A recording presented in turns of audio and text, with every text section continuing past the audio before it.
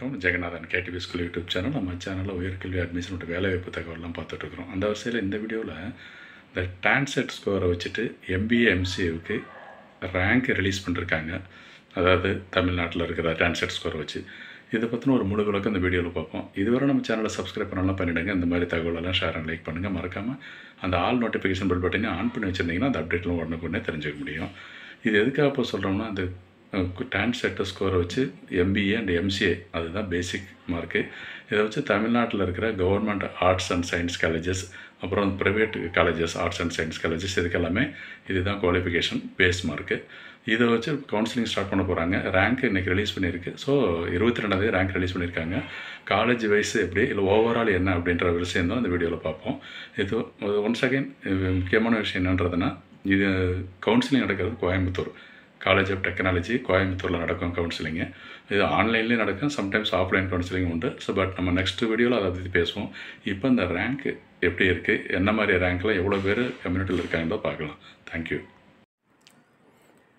TANCET score MBA பொறுத்த வரைக்கும் அந்த 2024 ரேங்க்கு என்ன பொசிஷனில் இருக்குது அப்படின்றத பார்க்கலாம்.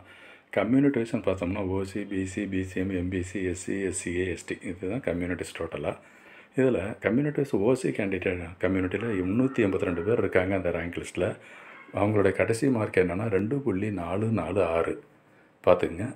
டான்செட் ஸ்கோர் வந்து 100க்கு தான் ரவுண்ட் ஆஃப் 100 மார்க்குக்கு இவங்களுடைய ரேங்க் என்ன அந்த கடைசி மார்க்கு தான் இதில் கொடுத்துருக்கேன். ஓகேங்களா? அதே போல் பிசிக்கு பார்த்தோம்னா 3341 பேர் இருக்காங்க ரேங்க்கில். அவங்களுடைய கடைசி ரேங்க்கு மார்க்கு 0.298 அவங்களோட கடைசி மார்க்கு. பிசிஎம் பார்த்தோம்னா 312 பேர் 0.066. எம்பிசிக்கு 1304 பேர் இருக்காங்க அந்த ரேங்கில் 0.044 அவங்களுடைய கடைசி மார்க்கு.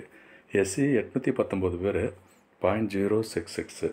எஸ்சிஏ 98 பேர் 1.755 அவங்களோட டான்செட் ஸ்கோர். எஸ்டி 30 பேர் 1.4. ஆக மொத்தம் 6286 பேர் இருக்காங்க இந்த எம்பிஏ ரேங்க் லிஸ்ட்டில்.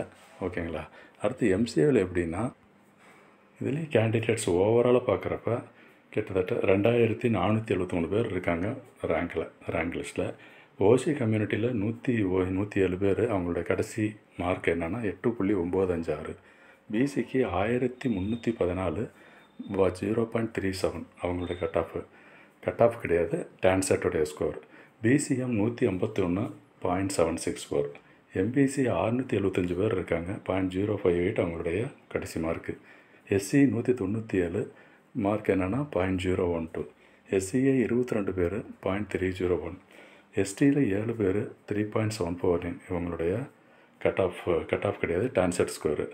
ஆக மொத்தம் எம்சிஏவில் ரேங்க் லிஸ்ட்டில் இருக்கிறவங்க 2473 பேர். சரி, இதை வச்சு எப்படி கட் ஆஃப் இருக்கும்? இது மினிமம் மார்க் அவங்க கடைசி எடுத்தது. பட் ஓவராலாக பார்க்குறப்ப டாப்பில் இருந்து தான் எடுப்பாங்க.